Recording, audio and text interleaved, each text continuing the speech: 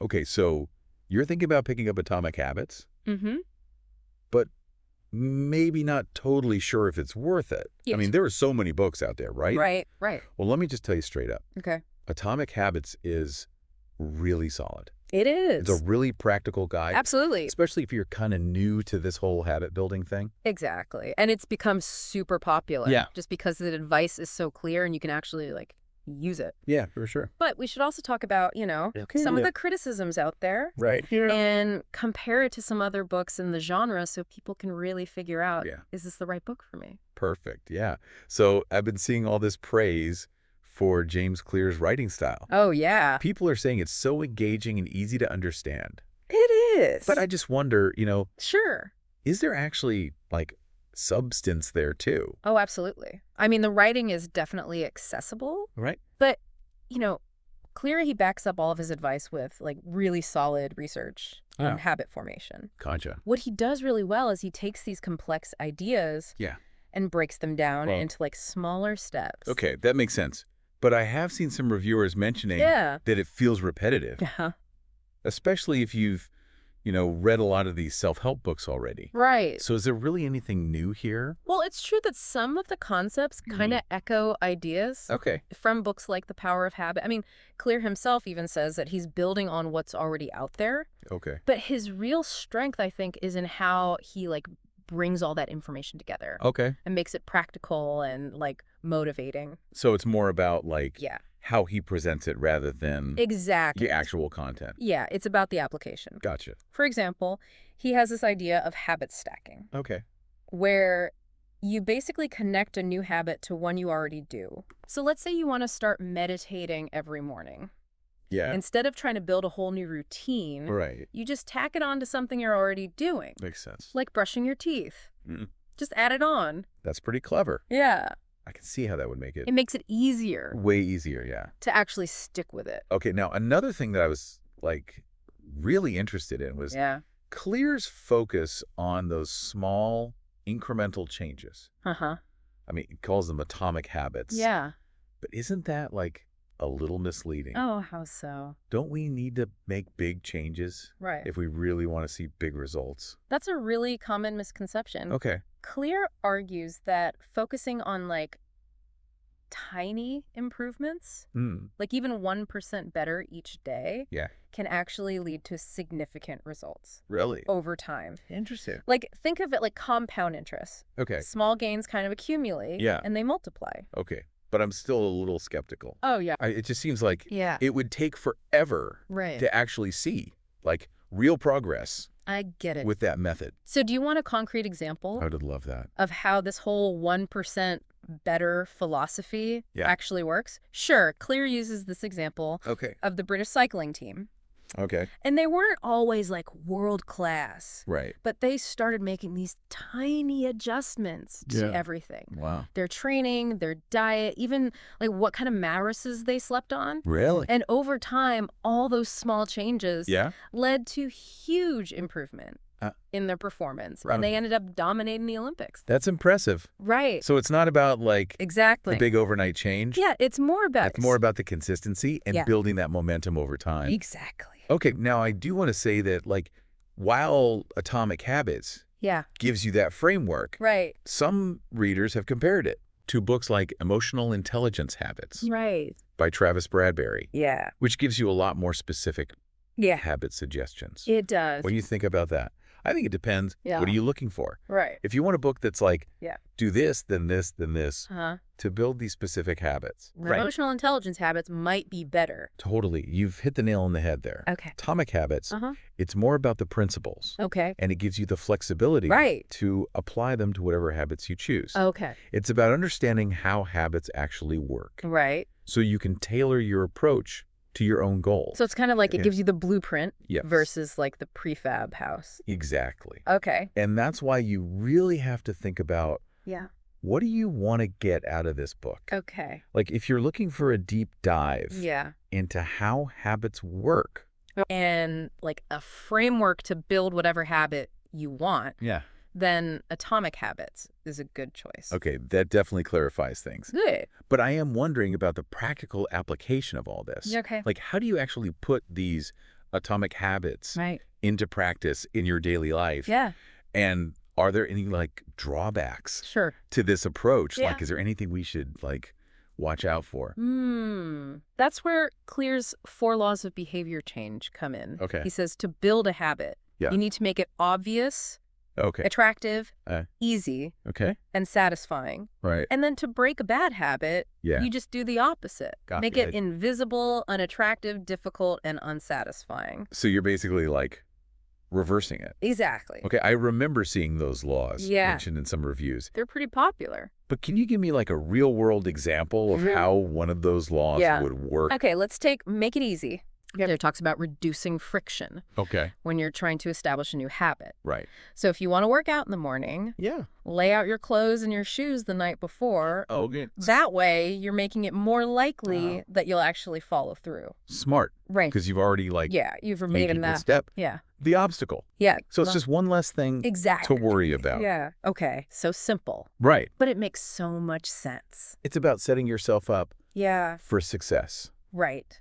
Okay, but what about when, motivation dips? Sure. Clear talks a lot about systems, not goals. Right. So how does that, play into sticking with your habits? That's a really key insight from the book. Yeah. So goals are about the results you want. Okay. But systems are about the processes that get you there. Makes sense. And Clear's argument is that focusing on building the right systems is actually more sustainable than just relying on motivation. Can you give an example of what a system would look like? Yeah, like what would that actually look like? So let's say your goal is to write a novel. Okay. A system might involve setting aside a specific time each day to write. Makes sense. Even if it's just for 30 minutes. Right. Or it could involve joining a writing group. Okay. Or even creating a dedicated workspace. The system is what supports the habit. Interesting. Not the other way around. Okay, so the system is like the foundation. It is. And then the habit kind of builds on that. Yeah, exactly. Okay, that's really helpful. Good. It takes the focus off of the end result. All right, More about creating that structure. The structure. That supports you taking action consistently. Yeah. Okay, now there's another thing that I thought was interesting. This concept of the identity-based habit. Can you explain what that means? Sure. Clear argues that real behavior change comes from changing your identity. So instead of saying, I'm trying to quit smoking, you start to think of yourself as a non-smoker. Right.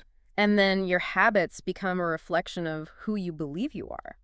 So it's like your actions are matching your mindset. Exactly. Rather than the other way around. Yeah, you're changing your mindset first. Okay. And letting your actions follow.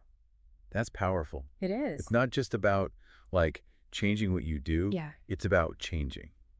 It's about changing how you see yourself. Yeah, how you see yourself. Yeah. But how do you actually do that? What? How do you make that kind of... It starts with small wins. Okay. Every time you make a choice. Yeah. That aligns with your desired identity. Okay. You're reinforcing that belief. Okay. So if you want to be a healthier person... Right.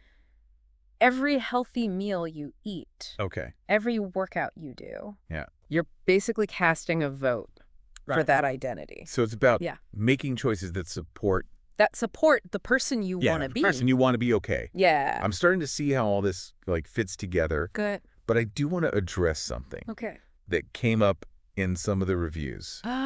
Some readers felt like the book was a little one-size-fits-all. Wait. Like it doesn't really take into account individual differences. What are your thoughts on that? Well, it's true that Atomic Habits presents a general framework. Okay. And not everything is going to apply perfectly to every person and their situation. Right, of course. But Clear does acknowledge the importance of, self-awareness and experimenting. Okay. He encourages people to figure out what works best for them. So it's not a rigid prescription. No. It's more of a starting point. Okay. For self-discovery. Makes sense. Yeah. And that leads us nicely into the question of, is this book actually worth someone's time?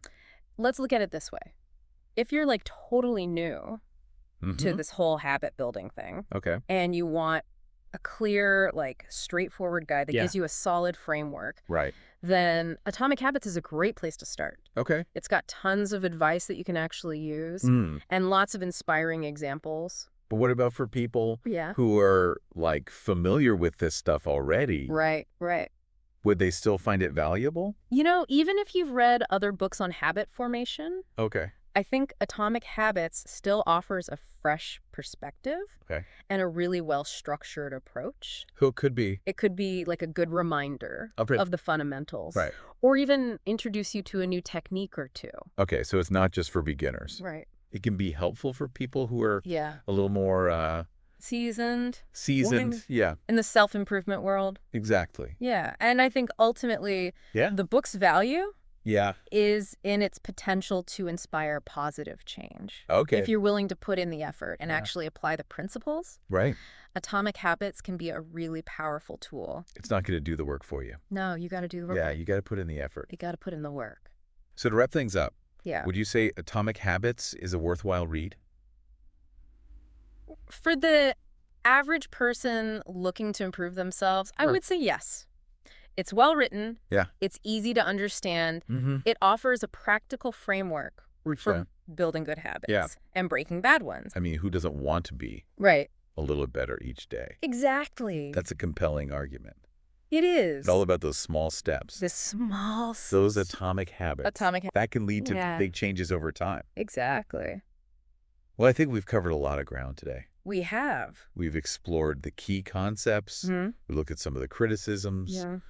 And I think we've given our listeners a good sense of whether or not this book is right for them. Yeah, I agree. We've really delved into like the heart of the matter. Deep dive. And hopefully provided some good insights. Yeah, some valuable insights. Along the way. Yeah, thanks for joining us. Of course. On this deep dive into Atomic Habits. Always a pleasure. We hope you found it insightful and helpful. Absolutely. In making your reading decisions. Yes. Until next time, keep striving for those small but mighty improvements. Love it. It really is. Like he gives you those tools to build your own system. Exactly. Instead of him telling you, here are the habits you should follow. Exactly. And that's what makes it so adaptable. Right. You can use it for anything. Yeah. Your health, your finances, your relationships. Even like creative stuff. Oh, totally. Like if you want to write a book or something. Absolutely. So it's less about like those lists of things to do to be successful. Yeah. It's more about understanding how habits work. It is. The mechanics of it. Yeah.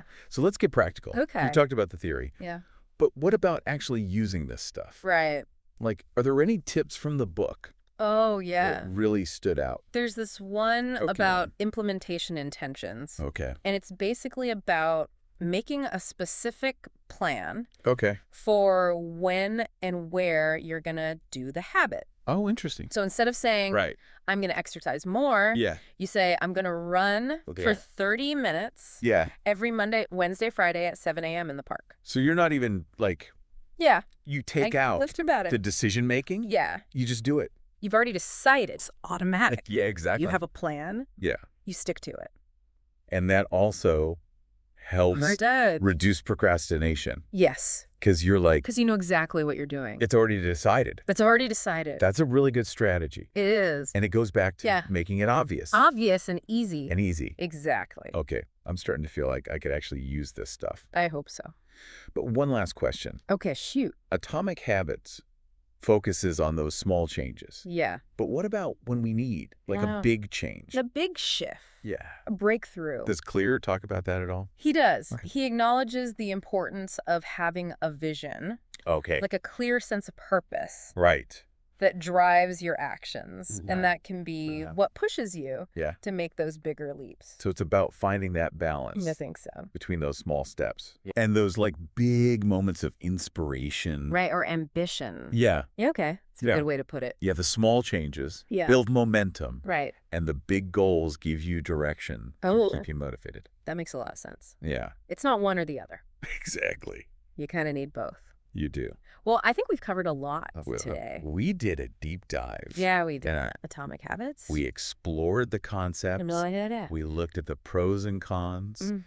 And we compared it to other books. Other books in the genre to help people figure out, right, is this the right book for me. Exactly. And ultimately, it's up to them. Yeah, it's a personal decision. But hopefully, this deep dive has given them the info they need. The information. To make that choice. To make a good choice. And who knows? Yeah. Maybe it'll inspire some people. I hope so. To start building some of their own atomic habits. That would be great. All right, well, thanks for joining us. Absolutely. On this deep dive into atomic habits. Oh, my pleasure. Until next time. Yes. Keep learning. Keep growing. Keep exploring. And keep building those atomic habits. Yeah.